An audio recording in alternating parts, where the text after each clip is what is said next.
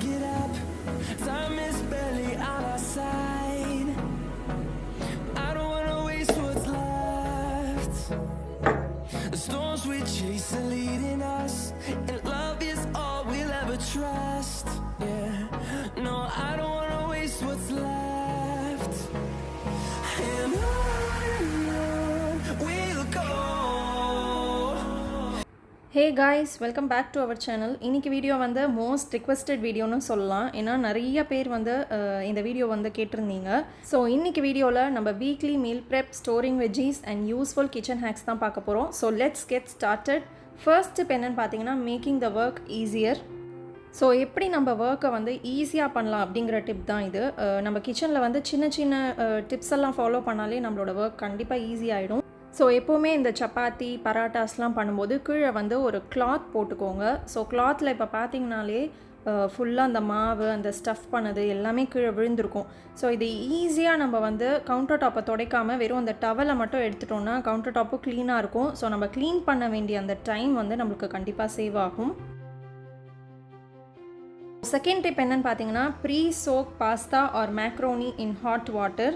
இது வந்து நம்ம அடிக்கடி வந்து வீட்டில் மேக்ரோனி பாஸ்தாஸ்லாம் வந்து இப்போது குழந்தைங்களாம் வீட்டில் இருக்கிறதுனால நம்ம பண்ணிகிட்டே இருப்போம். ஸோ டைரெக்டாக ஹாட் வாட்டரில் வந்து இந்த பாஸ்தாலாம் போட்டு கொதிக்க வைக்காமல் நல்லா பாயில் பண்ண ஹாட் வாட்டரில் கொஞ்சம் சால்ட் அண்ட் ஆயில் போட்டு இந்த பாஸ்தா ஆர் மேக்ரோனியை போட்டு வச்சுருங்க. ஒரு 30 minutes க்ளோஸ் பண்ணி வச்சுருங்க. ஸோ பாஸ்தாலாம் குக் பண்ண போகிறீங்க அப்படின்னா ஒரு 1/2 hour முன்னாடியே இதில் போட்டிங்கன்னா கேஸும் நம்மளுக்கு சேவ் ஆகும் அண்ட் நம்ம பக்கத்துலேயே இருந்து மிக்ஸ் பண்ணிகிட்டே இருக்கிற வேண்டிய அந்த டைமும் சேவ் ஆகும். இந்த 30 minutesலேயே பாஸ்தா ஆர் மேக்ரோனி எதுவாக இருந்தாலும் பாயிலும் ஆகிடும். Tip number 3, hack when preparing rice kheer or payasam. So இந்த மாதிரி மெத்தடில் நம்ம பாயசம் ரெடி பண்ணால் ரொம்ப டேஸ்ட்டாக இருக்கும். வாட்ரி மில்கில் வந்து நம்ம அரிசியை வந்து வேக வைக்கலாம் பாயசம் பண்ணும்போது. வாட்ரி மில்க்னா அரிசியை வந்து வெறும் தண்ணியில் மட்டும் வேக வைக்காமல் கொஞ்சமாக பாலும் ஆட் பண்ணி அதில் வந்து நீங்கள் வேக வச்சு பாருங்கள் அரிசியை. ரேஷியோ வந்து 1/2 cup of milk, 2 cups of water, 3/4 cup அரிசி. உங்களோட ரிக்குவயர்மெண்ட்க்கு ஏற்ற மாதிரி இந்த ரேஷியோ வந்து நீங்கள் சேஞ்ச் பண்ணிக்கோங்க. ஸோ இப்போ அரிசி வந்து அந்த வாட்ரி மில்கில் நல்லாவே பாயில் ஆகிடுச்சு. Next tip, crush cardamom like this. நம்ம எப்போல்லாம் வந்து கம்மியான அமௌண்ட் ஆஃப் ஏலக்காய் யூஸ் பண்ணணும்னு நினைக்கிறோமோ அப்போ இந்த மாதிரி நம்ம க்ரஷ் பண்ணலாம். அது வந்து ஒரு தட்கா பேனில் போட்டு ஜஸ்ட் ஒரு 30 seconds ஹீட் பண்ணிக்கோங்க. அதுக்கப்புறமா அதை எடுத்து க்ரஷ் பண்ணிங்கன்னா நல்லா பவுடர் ஆகிடும். இதுக்கு வந்து நம்ம மிக்சர் ஜார் கூட தேவையில்லை. ஸோ இந்த ஏலக்காவோட ஸ்கின்னை கூட நீங்கள் டீ பாக்ஸில் போட்டுக்கலாம் அண்ட் ஏலக்காவோட அந்த பவுடரை வந்து கீர் என்ன பண்ணுறீங்களோ யூஸ் பண்ணிக்கலாம். Next tip is use paratha stuffing for making sandwiches and dosa. So நம்ம நைட்டு வந்து டின்னருக்கு மோஸ்ட்லி இந்த பராட்டாஸ்லாம் பண்ணுவோம் இல்லையா. ஸோ நான் வந்து கோபி பராட்டா அண்ட் பன்னீர் பராட்டா வந்து பண்ணேன்னா அந்த பன்னீர் பராட்டாவோட ஸ்டஃபிங் வந்து கொஞ்சம் எக்ஸ்ட்ராவாக பண்ணி வச்சுப்பேன். ஸோ இந்த மாதிரி ஒரு stainless steel box or BPA free பாக்ஸில் வந்து நீங்கள் போட்டு ஸ்டோர் பண்ணி ஃப்ரிட்ஜில் வச்சிங்கன்னா நெக்ஸ்ட் டே பிரேக்ஃபாஸ்ட்டுக்கே நீங்கள் இது யூஸ் பண்ணிக்கலாம். சாண்ட்விச் ஆர் தோசாவில் வந்து ஸ்ப்ரெட் பண்ணி which saves your morning time. Next tip is making pastas macaroni more tastier. So 3 ingredients போதும் நம்ம பாஸ்தா மேக்ரோனியை வந்து நல்லா டேஸ்ட் ஆக்கிறதுக்கு. பெப்பர் பவுடர், அப்புறமா ஆரிகானோ, நெக்ஸ்ட் பாஸ்தா சீசனிங். இந்த 3 நீங்கள் வந்து ஸ்டோர் பண்ணி வச்சுக்கோங்க. ஸோ எது நம்ம பண்ணாலும் பாஸ்தா மேக்ரோனிலலாம் நம்ம வந்து இது யூஸ் பண்ணலாம். ரொம்ப சூப்பராக இருக்கும் அண்ட் ஹெல்த்துக்கும் நல்லது தான். ஹர்ப்ஸ் தான் அதெல்லாம்.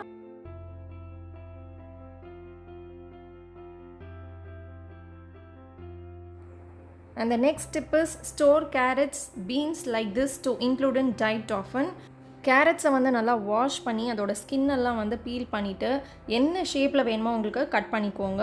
அதே மாதிரி பீன்ஸும் வந்து அந்த டாப் அண்ட் பாட்டம் காம்பெல்லாம் வந்து கட் பண்ணிவிட்டு என்ன ஷேப்பில் வேணுமோ கட் பண்ணிக்கோங்க. இதை வந்து நம்ம ஒரு பாக்ஸில் ஸ்டோர் பண்ணி வச்சுக்கலாம் டிஷ்யூ போட்டு. ஸோ இதை மாதிரி நம்ம பண்ணும்போது கிட்ஸ் எல்லாம் வீட்டில் இருந்தாங்கன்னா நம்ம கேரட்ஸ்லாம் வந்து ஃபிங்கர் ஃபுட்டாக கூட கொடுக்கலாம். அண்ட் இந்த மாதிரி கட் பண்ணி வச்சாதான் நான் வந்து டெய்லி என்னோடய குக்கிங்கில் வந்து கேரட் பீன்ஸ்லாம் வந்து இன்க்ளூட் பண்ணுறேன். ஸோ கட் பண்ணி வைக்கிறதுனால நம்ம இது ரொம்ப நாள் ஸ்டோர் பண்ண போகிறதில்ல, டெய்லியுமே யூஸ் பண்ண போகிறோம். ஸோ கேரட்டோட அந்த கட் பண்ணுற டைம் வந்து நம்ம கண்டிப்பாக சேவ் பண்ணுறோம். அது மட்டும் இல்லாமல் முக்கியமாக டெய்லியுமே வந்து நம்ம ஹெல்த்தியாக கேரட் பீன்ஸ்லாம் வந்து நம்ம டயட்டில் இன்க்ளூட் பண்ண போகிறோம். ஸோ அதனால தான் வந்து நான் இந்த மாதிரி ரெடி பண்ணி வச்சுப்பேன். ஸோ இந்த கேரட் பீன்ஸ்லாம் வந்து நான் டெய்லி புலாவ் ஆர் என்ன பண்ணுறேனோ உப்மா, ரவா உப்மா இதில் வேணால் ஆட் பண்ணிப்பேன். Next step is instant dosa batter. So வீட்டில் தோசா பேட்டர்லாம் இல்லைனா நோ வரிஸ், இது கண்டிப்பாக ட்ரை பண்ணி பாருங்கள், ரொம்ப ஹெல்த்தி. ஸோ 2 டொமேட்டோ வந்து பியூரி பண்ணியிருக்கேன், அப்புறம் 3/4 கப் ரவா எடுத்திருக்கேன், 2 ஸ்பூன்லேருந்து 3 ஸ்பூன் வரைக்கும் ராகி ஃப்ளார், தென் 1/4 கப் வரைக்கும் நான் வீட் ஃப்ளார் எடுத்திருக்கேன். ஸோ 3மே நல்லது தான். ஸோ இதில் வந்து நம்ம ஒரு தோசா பேட்டர் ரெடி பண்ண போகிறோம் இன்ஸ்டண்ட்டாக. ஃபஸ்ட்டு டொமேட்டோ பியூரி அரைச்சிக்கோங்க. ஸோ அதுலேயே வந்து இந்த 3 மாவையும் வந்து போட்டுக்கலாம். இது கூட ஃப்ளேவருக்காக கொஞ்சமாக இஞ்சி, அதுக்கப்புறமா காரத்துக்கு ஏற்ற மாதிரி ரெட் சில்லி அண்ட் சால்ட், கொஞ்சமாக வாட்டர் ஆட் பண்ணி நல்லா அரைச்சிக்கோங்க. இஞ்சி ஆட் பண்ணும்போது அதோட தோலெல்லாம் எடுத்துகிட்டு ஆட் பண்ணிக்கோங்க. இதை நல்லா தோசை பேட்டர் மாதிரி அரைச்சிட்டு தோசை போட்டுடலாம். ரொம்ப tasty and healthy dosa ready. Next step is how to make pulao delicious. நம்ம புலாவில் வந்து புதினாலாம் ஆட் பண்ணாமையே, சப்போஸ் புதினா கிடைக்கலன்னா இந்த மாதிரி ட்ரை பண்ணலாம், சூப்பர் டேஸ்ட்டாக இருக்கும். ஸோ இதில் வந்து காரத்துக்கு ஏற்ற மாதிரி க்ரீன் சில்லிஸ், அப்புறம் ஏலக்காய், பட்டை, இஞ்சி, பூண்டு, சோம்பு இது மட்டும் அரைச்சி ஒரு ஸ்பூன் அளவுக்கு அரைச்சிக்கோங்க. ஸோ இது வந்து நீங்கள் உங்கள் புலாவில் ஆட் பண்ணலாம். ஸோ புலாவ் பிரியாணிலாம் பண்ணும்போது இஃப் சப்போஸ் உங்ககிட்ட புதினா இல்லை கிடைக்கலன்னா நீங்கள் இதை அரைச்சி ஒரு ஸ்பூன் ஆட் பண்ணிங்கன்னா இன்னும் டேஸ்ட் வந்து என்ஹான்ஸ் பண்ண மாதிரி இருக்கும். அண்ட் எல்லாமே மிக்ஸ் பண்ணதுக்கப்புறம் லாஸ்ட்டில் குக்கர் மூடுறதுக்கு முன்னாடி 1 ஸ்பூன்லேருந்து 1.5 ஸ்பூன் வரைக்கும் கீ ஆட் பண்ணி குக்கர் வந்து க்ளோஸ் பண்ணிவிடுங்க. ஸோ ரைஸ் ரெடி ஆனதுக்கப்புறம் குக்கர் ஓப்பன் பண்ணும்போது ஒரு ஃப்ளேவர் அண்ட் அந்த அரோமா வந்து வேறு லெவலில் இருக்கும். ஸோ இந்த டிப் வந்து கண்டிப்பாக ட்ரை பண்ணி பாருங்கள்.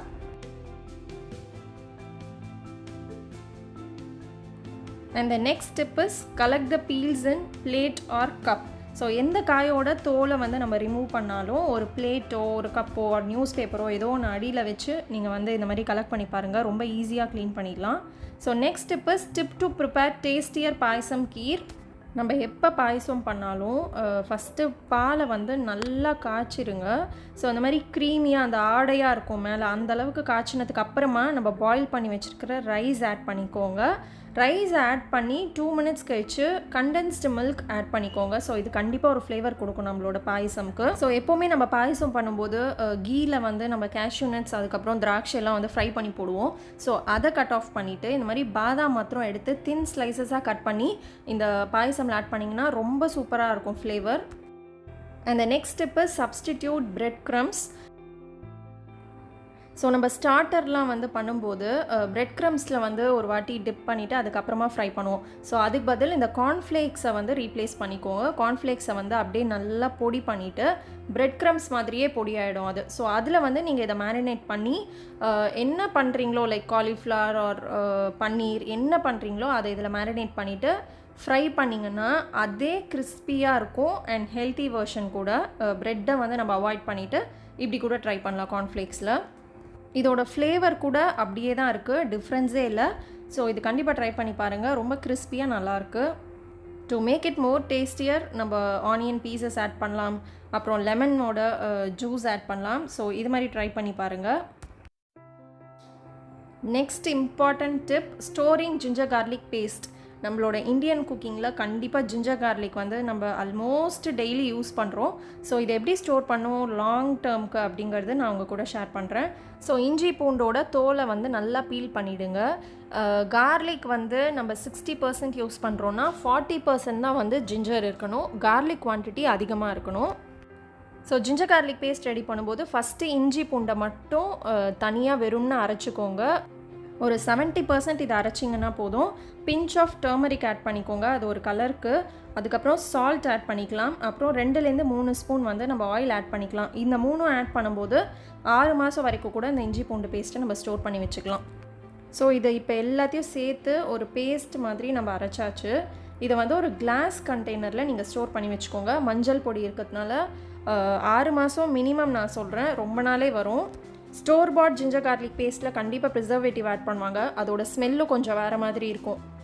ஸோ இந்த மாதிரி அரைச்சி நம்ம ஒரு கிளாஸ் பாட்டிலில் வந்து ஃப்ரிட்ஜில் ஸ்டோர் பண்ணிட்டோன்னா ரொம்ப நாளும் வரும். டெய்லி குக்கிங்க்கு வந்து இது வந்து யூஸ் பண்ணும்போது அந்த குக்கிங்கும் வந்து நல்லா ஃப்ளேவர்ஃபுல்லாக இருக்கும். ஸோ இனிமேல் ஜிஞ்சர் கார்லிக் பேஸ்ட்டை நீங்கள் வீட்டிலேயே ரெடி பண்ணிவிடுங்க.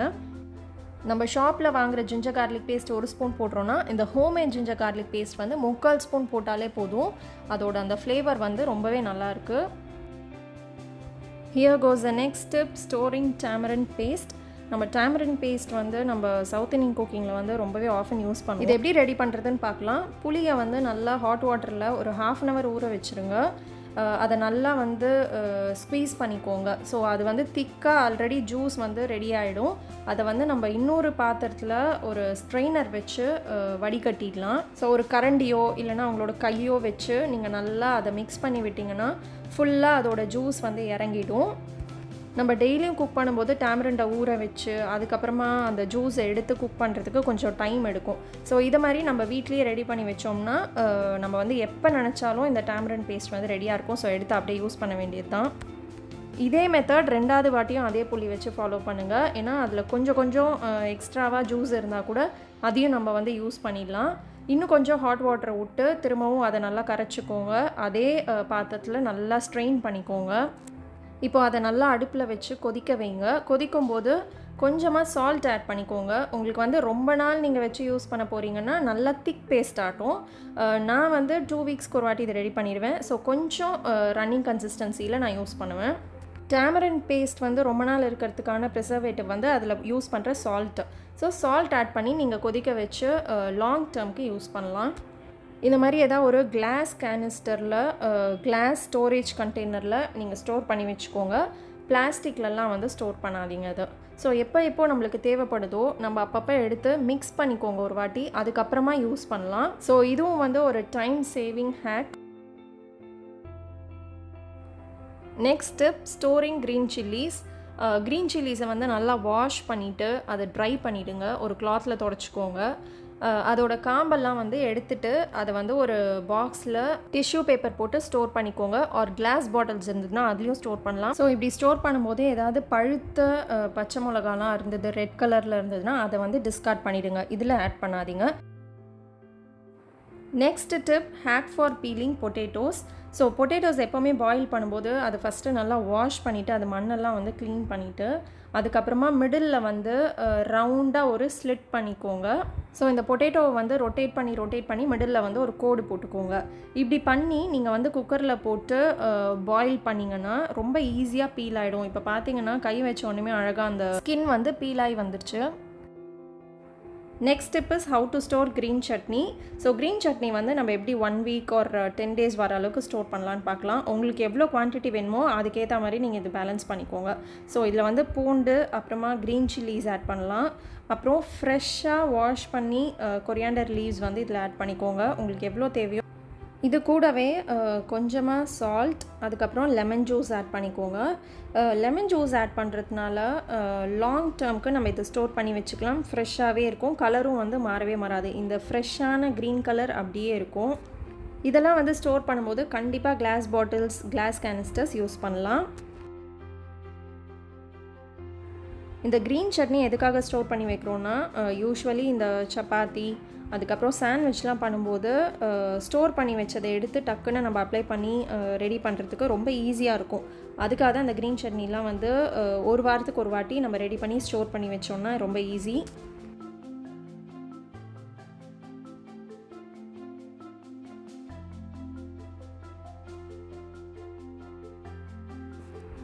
Last but not the least tip, shredding and storing cabbage. So கேபேஜை வந்து பொடியாக கட் பண்ணுறதுக்கு கொஞ்சம் பேஷன்ஸ் தேவை. இந்த மாதிரி பண்ணும்போது அந்த பேஷன்ஸ் இல்லாட்டி கூட பரவாயில்ல. நீங்கள் ஒரு பீலர் எடுத்து அப்படியே ஸ்க்ராப் பண்ணிகிட்டே இருந்தீங்கன்னா அந்த கேபேஜ் வந்து நல்லாவே ஷ்ரெட் ஆகிடும். ஸோ நூடுல்ஸ் நம்ம அதுக்கப்புறம் என்ன பொரியல் பண்ணுறோம் எல்லாத்துக்கும் இதை அப்படியே வந்து நம்ம ஃப்ரை பண்ணோம்னா ரொம்ப டேஸ்ட்டாகவும் இருக்கும், ரொம்ப ஈஸியாகவும் இருக்கும். ஸோ இதுவும் வந்து ஒரு டைம் சேவிங் டிப் தான். நான் வந்து கேபேஜ் கூட்டு பண்ணி வச்சுருக்கேன். ஸோ நீங்கள் வந்து ஒரு டிஷ்யூ போட்டு ஒரு பாக்ஸில் நீங்கள் இது மாதிரி ஸ்ட்ரெட் பண்ணி ஸ்டோர் பண்ணிங்கன்னா அந்த 1 வீக்குள்ளே நீங்கள் யூஸ் பண்ணிடலாம். இந்த வீடியோ உங்களுக்கு கண்டிப்பாக யூஸ்ஃபுல்லாக இருந்திருக்கும்னு நினைக்கிறேன். வீடியோக்கு மறக்காமல் ஒரு லைக் பண்ணுங்கள். தேங்க்யூ ஸோ மச் ஃபார் வாட்சிங்.